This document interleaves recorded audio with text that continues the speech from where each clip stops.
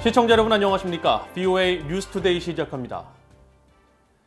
바이든 행정부 출범 이후 미국의 외교 안보 수장들이 잇따라 미한일 삼각공조의 중요성을 강조하고 있습니다. 이 같은 움직임은 한반도 문제에서 일본의 참여 확대와 함께 대중국 공조 정책에서 한국의 적극적인 참여를 동시에 유도하고 있다고 미국 내 안보 전문가들은 분석했습니다. 첫 소식 김동현 기자가 취재했습니다. 토니 블링컨 국무장관은 최근 한국의 강경화 외교장관과 첫 전화통화에서 지속적인 미한일 삼각공조의 중요성을 강조했습니다. 로이드 오스틴 국방장관도 일본의 노부오 키시 방위상, 한국의 서욱 국방장관과 차례로 통화를 하면서 미한일 삼국 협력을 강조했습니다. 미국의 안보 전문가들은 바이든 행정부의 이 같은 움직임은 인도태평양 영내 한국과 일본의 역할 확대와 관련돼 있다고 분석했습니다.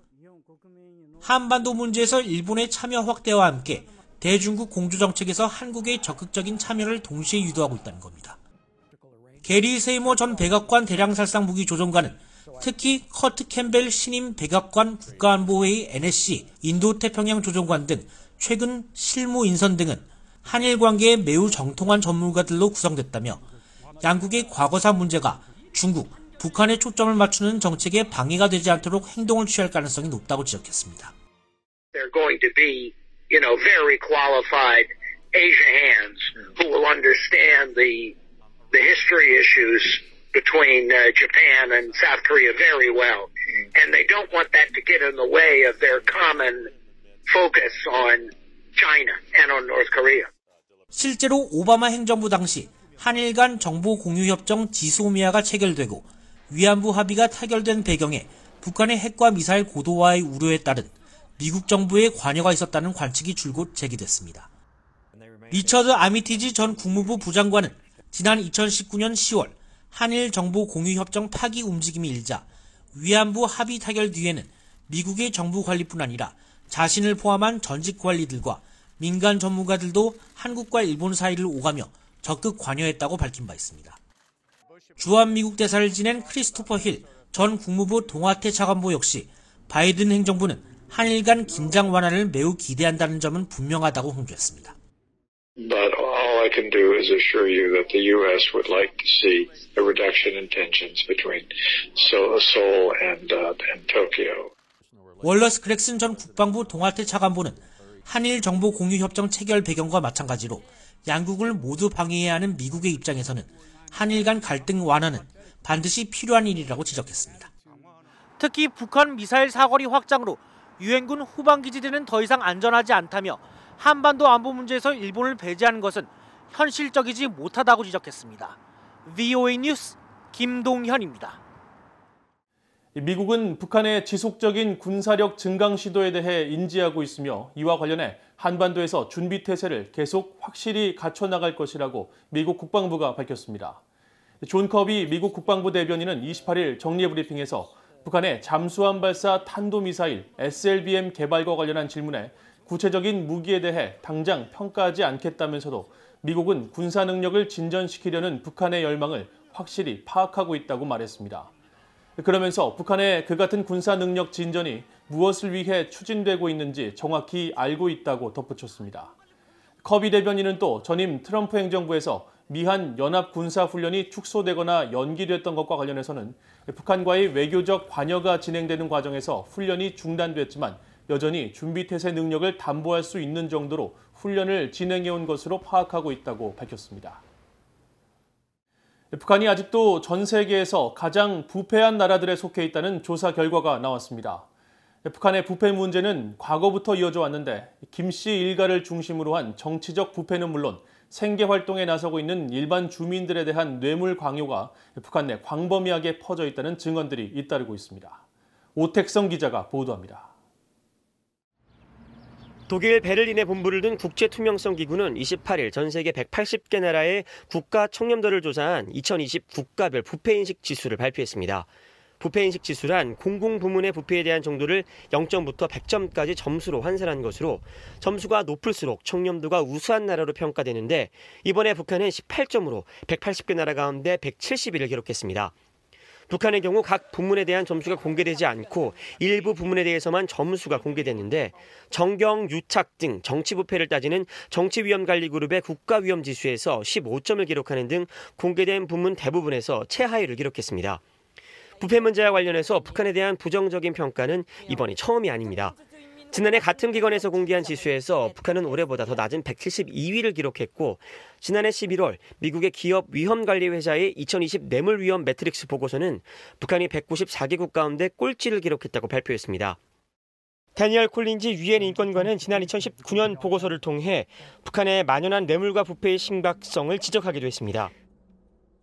The report finds that, in effect, this threat of arbitrary arrest and the harsh consequences that follow provides state officials with a powerful means to secure bribes from a vulnerable population seeking to eke out an existence through rudimentary market activity.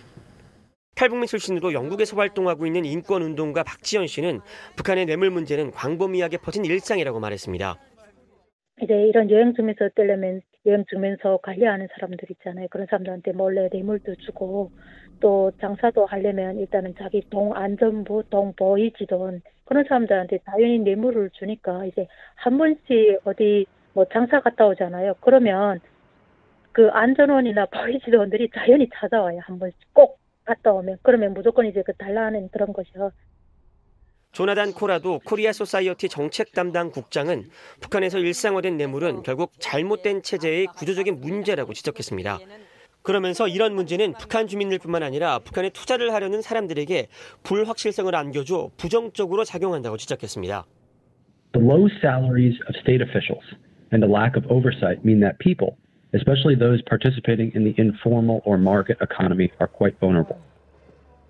이번 부패인식 지수에서 1위는 88점을 기록한 덴마크와 뉴질랜드가 공동으로 차지했습니다. 또 아시아 국가 중에서는 싱가포르가 85점으로 3위에 올라 가장 높은 순위를 기록했습니다. VOA 뉴스 우택성입니다. 지난 회기에서 미국 하원 외교위원회 아시아 태평양 비확산 소위원회 위원장을 역임했던 민주당의 아미베라 의원이 새로 시작된 117대 회기에서도 아태 비확산 소위원장에 재선출됐습니다. 베라 의원은 28일 보도자료를 통해 이 같은 내용을 밝히면서 미국의 경제와 국가 안보가 아시아 지역과 긴밀히 연계돼 있는 만큼 아시아는 미국의 외교 정책에서 지속적으로 가장 중요한 상대라고 강조했습니다.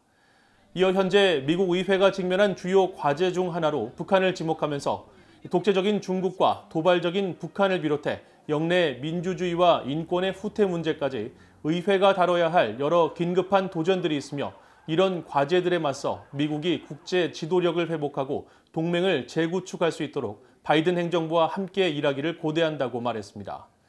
한편 최근 공화당의 영김, 민주당의 메릴린 스트링랜드 의원과 함께 한국계 의원으로서 하원 외교위원회에서 활동하게 된 재선의 민주당 앤디 김 의원도 아태 비확산 소위에 배정돼 북한 등 한반도 문제를 집중적으로 다루게 됐습니다. 김정은 정권 출범 이후 간부들에 대한 처형이 늘고 외화벌이에 대한 압박이 거세지면서 해외 파견 북한 외교관과 특수기관 구성원들의 한국 망명이 증가했다고 전직 북한 외교관이 말했습니다.